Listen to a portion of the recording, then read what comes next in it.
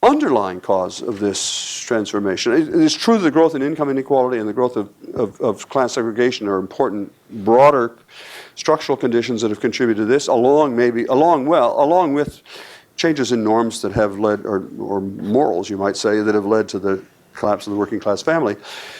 The underlying thing, I think, is that when my parents and their generation, I grew up in the 50s in a small town in Ohio called Port Clinton, Ohio. It's the first chapter of the book. And when my parents and their peers used the expression, our kids, we got to do certain things for our kids. We got to have a bond issue so that our kids can have a swimming pool at high school or a French department or whatever. They did not mean my sister and me. That is, they felt responsible for all the kids in town. And the evidence of that was they kept doing that. They kept campaigning for bond issues and so on long after my sister and I were long gone. Why? I mean, their taxes were going to go up. Why would they do that? Because they thought they had some responsibility for all the kids in town. But what's happened over the last 30 or 40 years, and this is related to the book called Bowling Alone. I didn't think of it at the time, but it is related to that. There's been a shriveling of our sense of connection and responsibility for other people. We've become more self and individually focused over this period. And the consequence is when people talk about our kids now, they mean my biological kids. And if you go back to Port Clinton, my hometown, and talk to people there about real poor kids in town, if they've even noticed that there are these poor kids in town, they're very likely to say, Mary Sue, she's not one of our kids. She's somebody else's kid. Let them worry about her. And that transformation, I think, is an underlying cultural change that reflects the fact that we've been through a big swing over my lifetime, basically, a big swing away from a sense of shared citizenship and shared responsibility toward a sense of individualism. You know, the pendulum in American history goes back and forth between extreme individualism and extreme emphasis on sharing and caring, but ever since I personally started to vote, this is the causal relationship, ever since I personally started to vote, America has been going to hell in a handbasket and moving sharply in this other direction. And I think that's really bad. And I think it's going to be hard to fix the problem of the opportunity gap unless we can overcome that challenge. And indeed, although I'm happy to talk about policy fixes and policy wonkery here, I know that's what we're supposed to talk about, and I'm happy to do that. I actually fundamentally don't think this is a problem about policy wonkery. I think we could have a decent discussion if we all were open and honest and fact-based. We have a fact-based discussion about, is this more likely to do it or is that more likely to do it? And I think if we have a national conversation, which maybe with luck we're going to have about the opportunity gap, people will differ about what policies will work. A presidential candidate yesterday in New Hampshire asked about the opportunity gap, actually, because somebody up in New Hampshire had read my book and they asked him about the opportunity gap, and he said the best way to fix the opportunity gap was to lower the corporate tax rate. Well, maybe that's the right answer. No, I mean, maybe that's the right answer, but let's see, does that seem right to you that that's the way to narrow the opportunity gap? No, I mean, let's have a debate about that, right? And I think I want to have a fact-based debate, and it's not where I would put my money. I mean, it's not where I would guess that that's the right way to do it, but maybe. But that fact-based discussion we can't begin to have unless people recognize this is a problem. And so the first issue, and this is the main point of the book, is not to, I'm happy to talk about policy solutions and you know, either would-be or actual policy solutions. But actually, the reason I wrote the book was not that. It was to try to get this issue on the national agenda so we'd pay attention to it. Now, despite all that, I'm actually really optimistic. I realize that now, after I've heard a lot of feedback about the book, that actually most people hear the accounts of the book, or maybe even read the book, and hear extreme pessimism. This is just awful. I do think it's awful. But I'm not extremely pessimistic for the following reason. I know American history decently well, and I know that America has confronted exactly the same set of problems earlier in our history, very much like a period we're in now, and we have fixed it. So I want to tell you that, just in conclusion, that little bit of history, which is in the book but isn't given as much prominence as I would now give it if I were rewriting the book. The period at the end of the 19th century, the so-called Gilded Age, was the last time the gap between rich and poor was as great in America as it is now. And it was really big, right? This is the Rockefellers and the Vanderbilts and all. Well, actually, the Vanderbilts money came earlier, but it was a lot of really rich folks, the robber barons, and a lot of really poor folks, most of whom were immigrants and of a different race. That's what we said at the time. Different race meant they were Italians or Irish or Jews. And we pink-faced people, because my family's been here since 1640, and we said all these other races are coming here, and they're discombobulating everybody. That's another parallel between then and now. Then and now, of course, there was a great sense of political alienation and political frustration because the parties were not responding to what many people thought were the real challenges facing America. And there was very pervasive political corruption and huge domination of politics by money. And the Pennsylvania Railroad owned the Pennsylvania Senate, the state Senate. Literally owned, everybody there had been bought and paid for, and they knew it. And similarly with respect to the Montana state legislature and the mining industries, so if that sounds vaguely familiar, there you are. And a sense also, because the political philosophy of the time was what was called social Darwinism. Social Darwinism said, the best way for this society to progress is for everybody to be selfish. I'm not making that up. That's what it was. Everybody be selfish, and the devil take the hindmost, and we won't necessarily all progress, but all of us who deserve to progress will progress. And therefore, to help people who weren't doing so well, was actually to be contrary to the society interest, because it's helping these people who are not fit to keep up. If you think I'm making that up, go back and read the social gospel. I'm not making that up. A lot of other parallels between that time and this time. And then pretty quickly as these things go, America changed it. A lot of basic reforms in American society came out of the last decade of the 19th century and the beginning of the 20th century. And child labor laws and hours and wages regulations and a whole bunch of things. As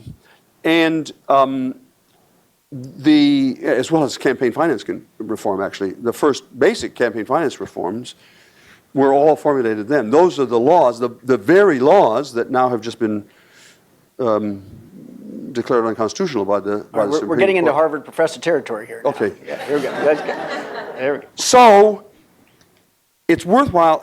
Sorry, the single best example of this, and I am conscious of the time, the single best example was the invention of the U.S. high school. The invention of the high school, I don't know how many, you're all experts in education, so you probably know that God did not invent the high school, social reformers did. In small towns in Kansas and Nebraska and Iowa, but I'm asking you to kind of think what that meant. It meant that rich farmers and bankers and lawyers in those small towns had to agree to pay higher taxes so that other people's kids could get secondary education, when their kids were certainly going to get secondary education anyhow because they were going to private high schools. And that was the best single decision America ever made, because it raised the overall human capital of America, and the economic historians say, most of the American economic growth in the 20th century for all of us came out of that decision. Massive increase in the quality of the American workforce, and it leveled the playing field at the same time, so everybody was better off. And that's, I think, I don't know quite what the 21st century equivalent of the high school is, and we can talk about that. I'm leaving out a lot of the education stuff because we're going to talk about that, I know, right now. But the reason I'm optimistic is because I know that change can occur pretty quickly. And what were the ingredients in that earlier period? Part of it was simply recognizing how bad the situation had become. So a New York City journalist wrote a book called How the Other Half Lives, which basically was describing to the upper classes, the silk stocking districts of the Upper East Side, life in the tenements of the Lower East Side, and saying, look, do you want to live in a society like that? And, not everybody was shamed, but some people were shamed, actually, and it did lead to progress. That was not, and I mention that, of course, because that's the genre in which Our Kids is written. That's not, I don't want to say that I will have the same effect, but that's the genre in which Our Kids is written. And there was also a lot of organizing that went on and some violence. I'm not trying to either predict or certainly not trying to hope for violence, but you've got to realize, if any of us who are looking at that period have got to recognize there was a lot of anxiety in the air about what was going to happen when the country became so divided. I don't think we're in that situation now. But the most important thing is this. There was a national conversation in that period, which everybody, that's what we all know about. That's Teddy Roosevelt and Jane Addams and so on. But the real inventions, the really important innovations of that period came not from Washington and not from Cambridge. They came from Toledo and Galveston and Sacramento and Madison and places out in the country. And the process was one in which the national conversation gave oxygen to local reformers. The local reformers tried different ideas, some of which worked, some of which didn't work. We know the ones that worked, like the high school. We don't know the ones that didn't work. That's fine. And that's what I think is going to happen now.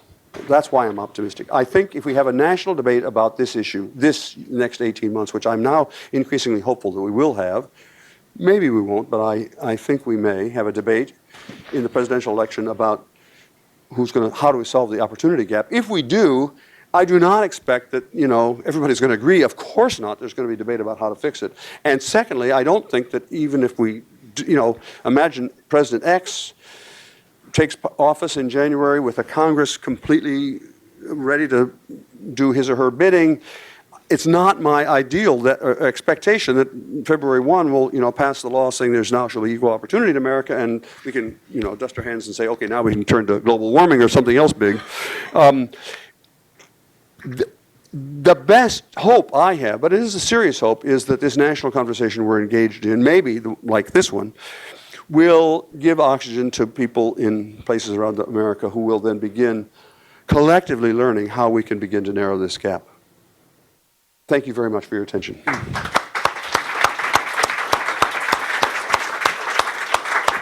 Wow.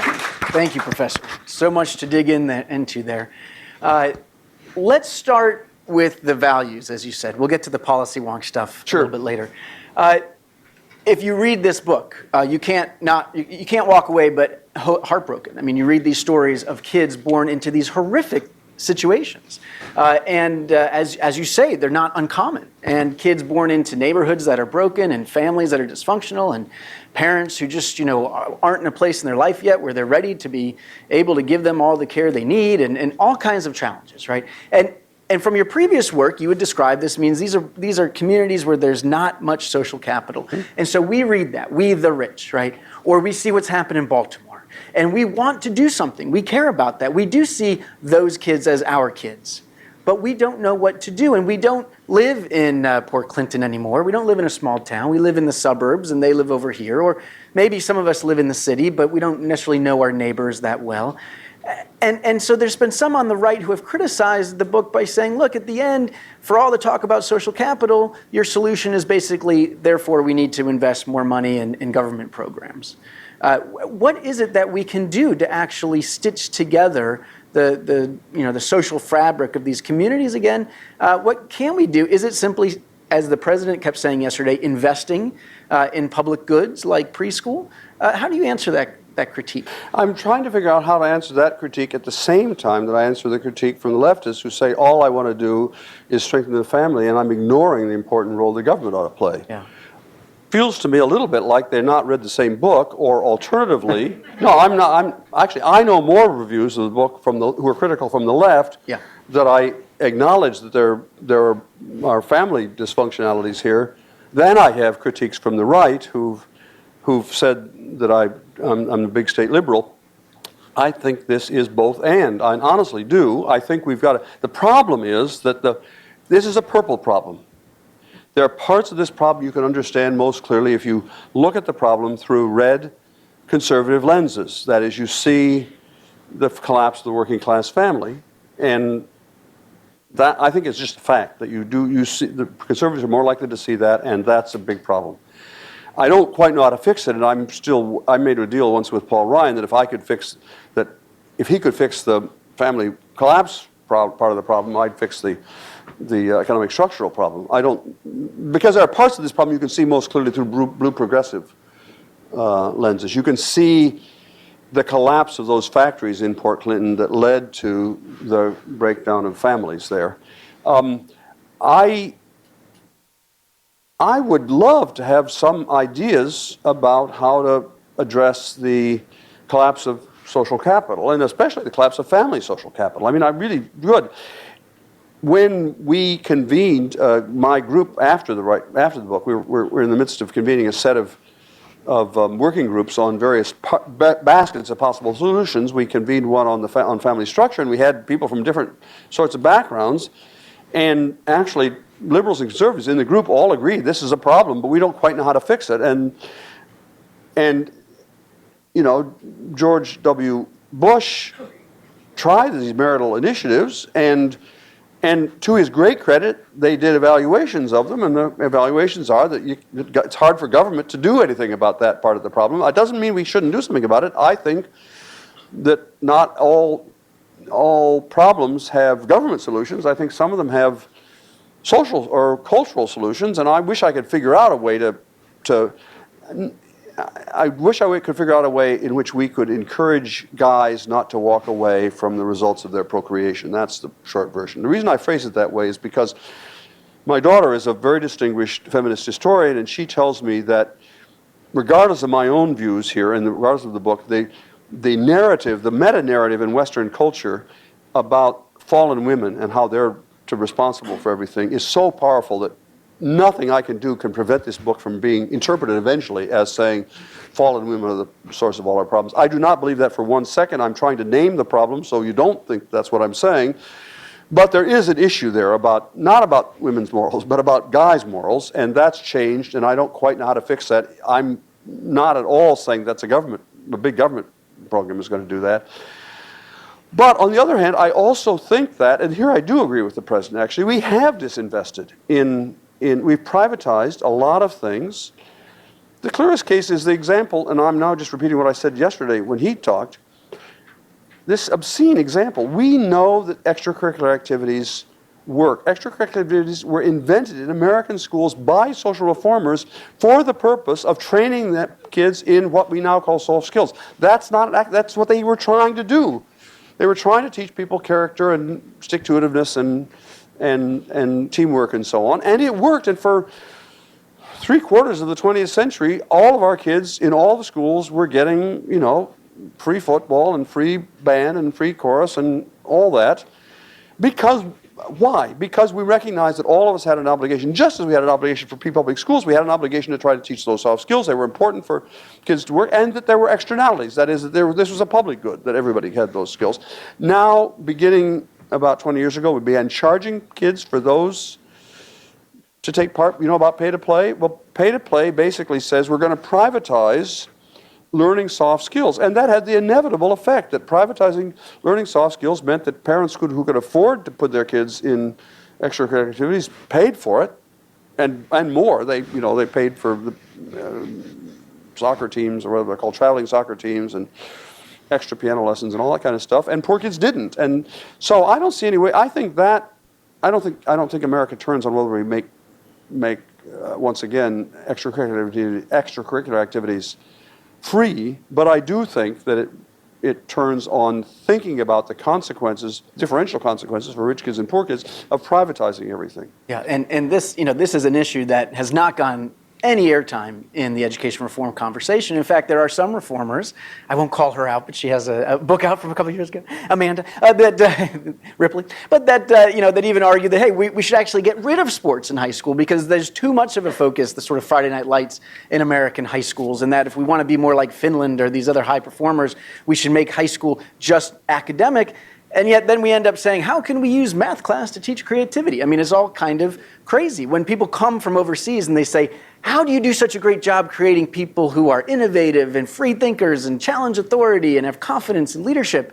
You say, don't look at how we're teaching math. Go check out what's happening after school. That's the secret sauce of American education, and yet we hardly ever talk about it. You have a section in the book, probably about 10 pages long, where you go through and you talk about education, different things we can do around education to address this problem. It's certainly not all the things that you name, but it's a big chunk of them. Right. Tell us, try to prioritize a little bit for us. Sure. If we were going to do one or two things in the world of education to fix this problem, what are they? Well, let me say, first of all, I didn't realize, even after I'd written this book, I did not realize that I'd stumbled into the midst of the education wars. That shows how ignorant I was of this field. Yes. And it was only after I wrote the book and was talking to some friends who were themselves active educational reformers. They were on the, the charter school, et cetera, side of that debate.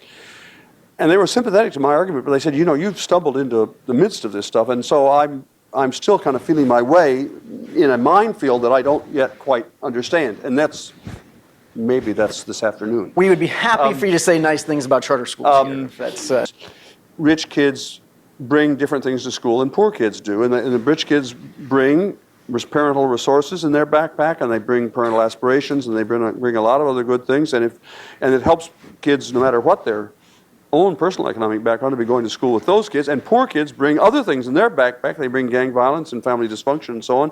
And those things are bad for their fellow students, and the increasing concentration of kids in either low-income or high-income schools has really important consequences. I actually don't think, and I know there's people on both sides of this issue, probably in this room, I don't think that differential funding is a major part of the problem. I do think that we would, in order to fix the problem, we can either, if I'm right that it's mostly about sorting, that the problem is mostly driven by sorting of people into the rich families and poor families, and I'm going to just lay out my argument and then you guys can come back, because I understand the people in the room who have lots of expertise and maybe have different opinions. But I see it mostly as about sorting.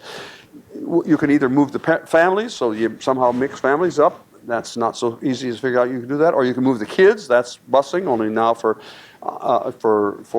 educational, for class reasons, not for racial reasons. And that might work, but we all know the difficulties of that, political and otherwise.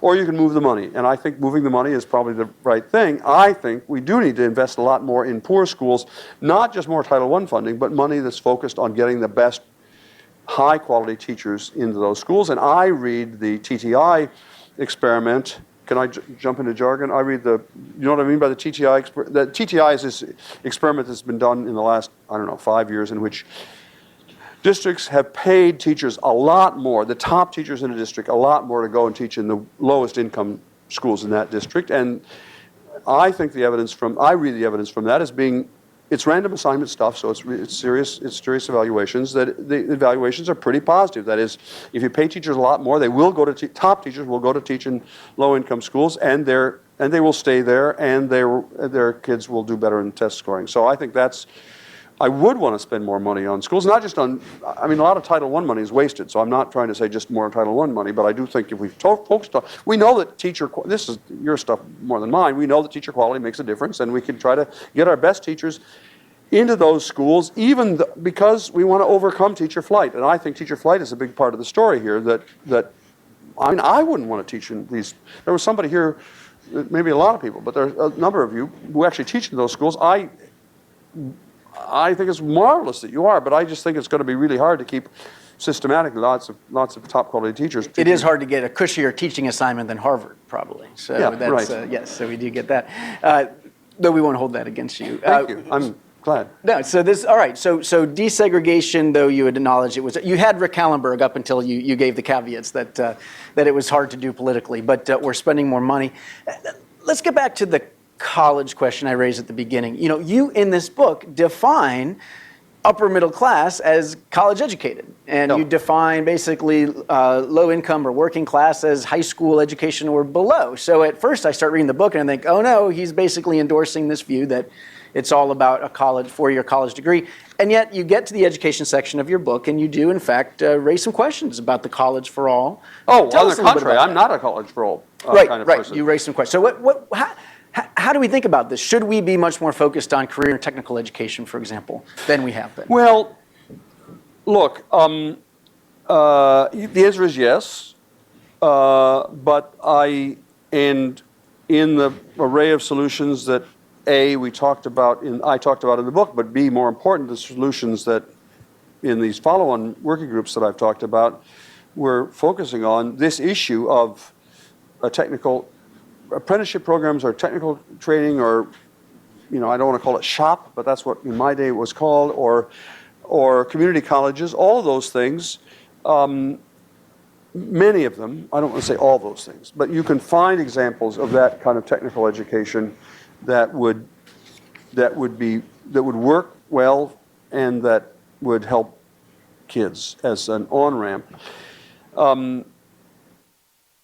So you can look at stuff being done in Georgia on technical apprenticeship education. Yeah. You can look at stuff being done in community colleges. The community colleges, but this is another case where I think you need to pay a lot of attention to actually the circumstances of kids. Everybody in this room, I'm sure, knows that the real problem with community colleges is this abysmal graduation rate. I mean, it's, what is it nationally, 15% or something like 10%, something like that. What is the number? 10%, okay.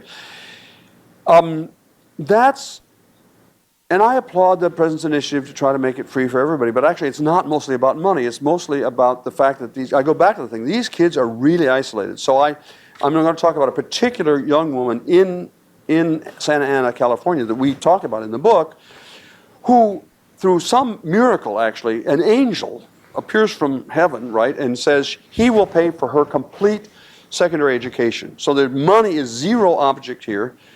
And she does have a high school degree that she got through continuation school, which is sort of like a GED, and because the actual high school she was in was unbelievably bad.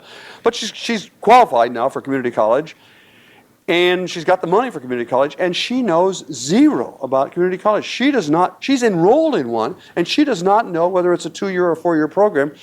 She knows what she wants to do. She has some particular career goals in mind. She does not even know if that college offers instruction in that field. And you can say, how could that possibly be? I mean, how could she not know that kind of simple thing? And the answer is, that's what it means to be completely socially isolated. You have no adults in your life who are saying, you probably ought to take that course, or have you thought about this? Or go, even if an adult didn't know the right answer, they'd say, go and pound on the desk until my wife works as a mentor with a young woman who's trying to get to community college. She went to the community college. Community college was a little standoffish, and my wife did what we would tell all of our kids to do, show them how to do. You don't be rude, you don't get angry, but you kind of keep insisting and pushing and getting the right answer. That's the kind of coaching and mentoring and counseling that our kids get lots of without our even intending to do that. They just live around us, and they know. But that's unavailable to poor kids. So I actually do think that we could do a lot more with community colleges, but I would put a lot more money and energy into trying to figure out how to provide the support facilities for these. Support facilities isn't quite the right word. Support for these. And there's some good efforts going on. Like Complete College America and many other groups are working on trying to make that community college experience, much more cohesive. Somebody on Twitter mentioned, I thought it's worth saying, that when you're pointing this question of how do we get more poor kids around wealthier kids, and you talked about the different options, there is this other option, which is school choice. Right, and that you see in some cities that either via charter schools or via vouchers, there are some opportunities for low-income kids to get into schools that are predominantly upper middle class, and that could be another part of the solution. Okay, so here is where I think this is your chance to be purple now. Come on, you can just say yes to that, Professor. I want to be fact-based, actually, and honestly, true facts, as you said yesterday. Yeah. Yes. I'm not an educational researcher, but I have read a lot of this stuff. And I think that there are some charter schools, and I name them in the book, that demonstrably narrow the gap. That's great. And there are a number of other charter schools that, by many measures, are doing a fine job, but frankly, there are a number of public schools that are doing a great job. The reason, I'm sorry, not charters, choice. I'm on the choice issue, which is related to charters, but it's not the same thing as charters. As I read the evidence on choice, the problem is that for the same reason that Mary Sue's parents or all these poor kids, parents are, that is, they don't have any adults in their lives, the idea, this romantic idea, frankly, that there are a lot of poor parents who actually know what they want to do, they just can't get their kids in the right schools, is just not true. So rich parents, affluent or educated parents, are much more likely to be able to make use of the opportunities that are made available in choice. And that partly because of their savvy, but partly because of their transportation. The choice, I'm not trying to make a universal claim here, but I am trying to say unless you're really careful, choice itself is not going to help close the gap. Choice may help some kids get to better schools, but it's helping at least as many rich kids get to better schools as poor kids get to better schools. So I'm saying this so you can come back at me. You're much more expert than this than I am. But I read that literature open-mindedly, and I came to the conclusion that choice is not a panacea, and that some charter schools are doing a terrific job, but others aren't doing a terrific job. And maybe we ought to look at what the ones who are doing a terrific job are doing, rather than just saying charter schools. But you come back at me now. Sure. Well, and we'll get you some of the literature to see that. First of all, it is fair to say, I mean, the best research now from Stanford's Credo Center and others are now showing that charter schools, by and large, are outperforming district schools, particularly in urban areas, right? And that those are charter schools that predominantly serve poor and minority kids, and they are matched, in very sophisticated ways against similar traditional district schools, and that those charter schools are making progress. That was not always the case, but in the last several years, we're starting to really see those charter schools making gains. But you're totally right that if you're not careful, school choice could exacerbate some of these challenges. Now, many places, vouchers, for example, in many places are limited to low-income kids, so that helps. There's also a lot of effort in education reform to make sure that we get good information to low-income parents. There's an effort here in D.C., where people are knocking on doors in Anacostia and giving information to parents, and that's helping. It is, but, I'm sorry, and I'm open to evidence, so I really am open to evidence, but we will send you. But wait. Keep in mind the real situation of these poor families. It's not just that nobody has thrust the information into their hand. They don't have any of the contextual information designed. I went over this very carefully when I was about to write this following sentence. And then I went back over all of our poor cases. None of the poor kids in our study would have been improved if they had been given better information about schools. Because they don't know how to process it, their parents don't know how to process it, and even if they did, they don't know how to get to those schools. So that's just, that's anecdotal. That's our kids, but my kids, my poor kids. I think my general understanding that's come out of this work about the life situations of poor families is that we shouldn't assume that all they need is a little more information. Mm-hmm. And they need a ton more information. Absolutely. And getting the ton more information is probably not the top thing on their agenda. They're trying to survive. And so we shouldn't imagine that we have, model parents in these poor kids. Well, and this raises, this is a heart of, I think, the issue, and it's a value issue, which is this. If you have programs and initiatives like charter schools or school vouchers, or let's say in a regular district school, opportunities to take honors or AP classes, tracking, right? We're talking about in high poverty schools. And they are going to benefit poor kids, but they may be the poor kids whose families have it a little more together. They got it together enough to know about those opportunities and apply for them, right? In the suburbs, where I live, where many of us live, those opportunities still exist, right? And so if you're a high-achieving rich kid, you get access to AP, you get access to honors. Sure. And yet we turn around and say, but in the inner city, we don't want to do tracking. We don't want to provide those opportunities to the, as you said before, the high-achieving poor kids because it's unfair to their poor peers, that somehow we are advantaging some poor kids over other poor kids. Why can't we say, look, we're talking about kids who are all coming from very difficult circumstances, and if some of these initiatives help kids who are, by any measure, they're low income, but their parents, are behaving in a way that's responsible enough to get them into these initiatives, that's a good thing. We should encourage that. We should celebrate that. Why do we have to make the priority the absolute hardest, toughest cases all the time? Well, you're quoting an argument that actually certainly I didn't make, and I don't even recognize. I'm not saying there aren't people who've argued that we shouldn't have AP courses in poor schools. Actually, I don't. Well, no, what they do say is that we shouldn't have tracking. Saying you shouldn't have. They definitely say we should not track. We should not. Everybody should be mixed in together because tracking. No, and you've heard me say I don't think tracking is relevant to this debate, honestly. So I'm not one of the virtues or vices of wandering into this field is I don't know all the positions that all the players have had. I don't. I'm sorry. But what if charter schools doesn't? It helps poor kids, but not the absolute toughest cases. Is that still okay? No, I want to see. You're going to show me the evidence that compared to other public schools, on average, charter schools narrow the gap. I don't. The evidence I've seen is not consistent with that. But I'm not saying you're wrong. It's just I don't know that evidence. It's not that.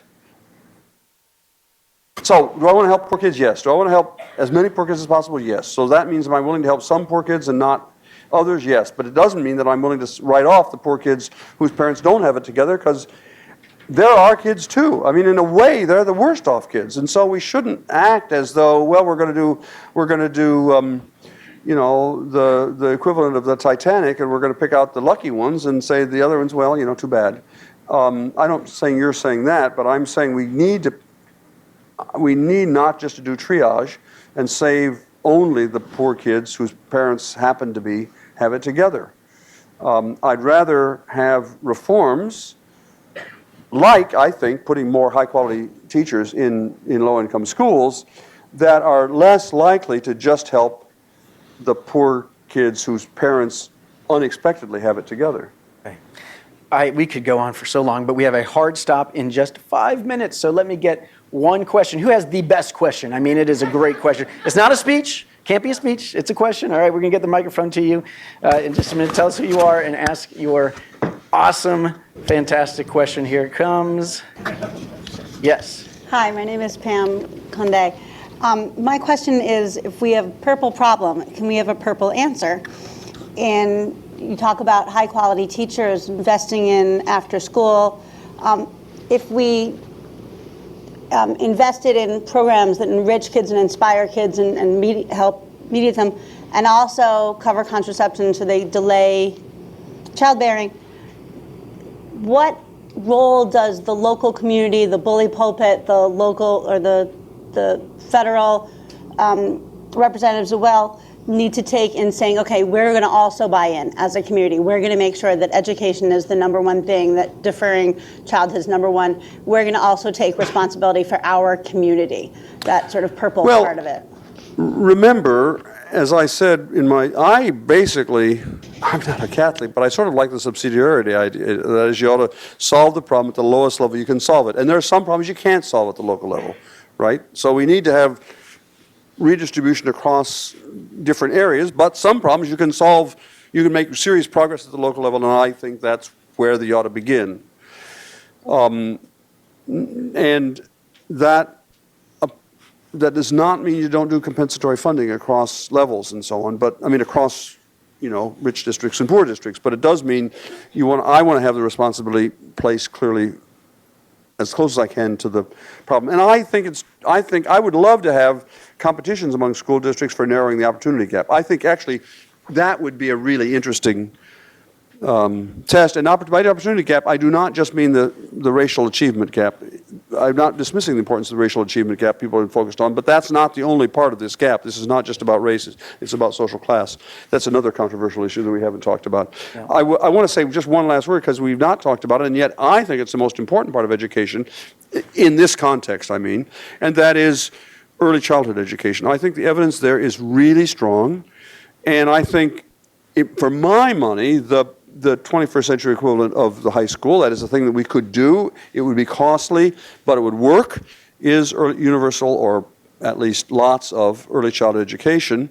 And I know all the debate, actually I think I do know all the debate about whether Head Start works and not does it work. And my bottom line from all of that, I'm doing this quickly because you've got the ticking clock, is high quality, expensive early childhood education does work, and it has a very high payoff. So it's an investment. It is really an investment. And that's what the high schools were.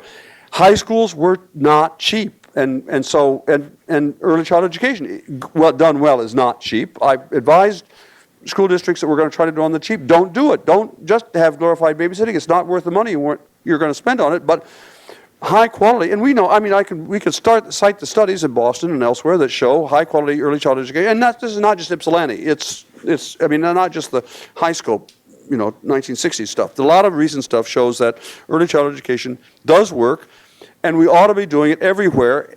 I can't tell whether that's a purple solution or not, because the best, most comprehensive state in the country, as you know, is the reddest of the red. It's a little unfortunate in a way politically that Obama came out in favor of what is a really good idea, because that meant that 40% of the country decided it must be a really bad idea. Some of us have experience with other issues like that, like Common Core. Yeah. You will be happy to Right. know on the purple issue front, we have a study coming out soon that looks at whether charter schools have access to public preschool funds so that they can provide preschool. Maybe that's a nice combination to get the left and right together. One last question. I can't help it because there's this great Nick Lehman review of your book and the New York Review of Books. And again, the argument from the left being, Putnam doesn't pay enough attention to these changing economics, and that basically, that the jobs aren't going to be there. And so for the people in this room and in education reform, we are all trying to build up the human capital and the social capital of young people, in part so they can go out and they can be successful, they can get a job, they can make a middle-class living, they can support a family. I mean, if we succeed, if we get better at that, are those young people, are there going to be opportunities for them in this economy, do you think? I do think that. I was not trying to write a book about the future of the American economy. I was trying to write a future about of American kids. And of course, there's, in very loose sense, there's a supply side and demand side. There's a supply side of kids, and there's a demand side of the economy. And of course, we ought to worry about that. There are too many of the reviewers of this book actually are really upset that I didn't write their book. And now, I know that's a complaint of an author always, but, for example, there was a review that was really unhappy that I didn't explain why income inequality had grown. And the answer is that there are a dozen books about why income inequality has grown. I wanted to find out what the consequences of that were for kids. And I don't think that this book is going to solve all problems. It's not going to tell us whether we should be in favor of or opposed to the Trans-Pacific Partnership. I was talking to a congressperson, I'm going to leave the gender, a Democratic congressperson this morning, who all she wanted, she was really, really, right, I did. This person was extremely complimentary about my book, and her conclusion was that therefore I ought to be against the Trans-Pacific Partnership. What's her first name, Elizabeth? Just go ahead and tell us. No, just kidding. It was not my senior senator from Massachusetts, who is really smarter than that, actually. She would be opposed to the thing, but she wouldn't think that was the solution to this problem. And we can have a debate about free trade. All I'm trying to say is that's not what this book is about. It's about how to prepare American kids give them a more equal chance. And I just have to emphasize this, because I am not trying to make America Sweden. I'm trying to make America more like what we've done before. Investing large sums of money in other people's kids is not bizarre. That's what we've done and we've benefited enormously from that. So I'm not frightened by people who say you want to spend more money and have a big state. Yeah, but if the big state means having a high school, I'm all in favor of that. If a big state means having, high quality daycare, I'm in favor of that, because it's an investment in all of our kids. Well, those book reviewers may have had complaints, but we have no complaints. Thank you very much, Robert Putnam. Please join me. Thank you, Em. As I said before, Professor Putnam will sign books outside. If you've enjoyed today, please tell your friends and family and colleagues to watch the replays of the video. Thank you again for joining us. Thank you very much. Thank you. That was fantastic. Really appreciate it. Great.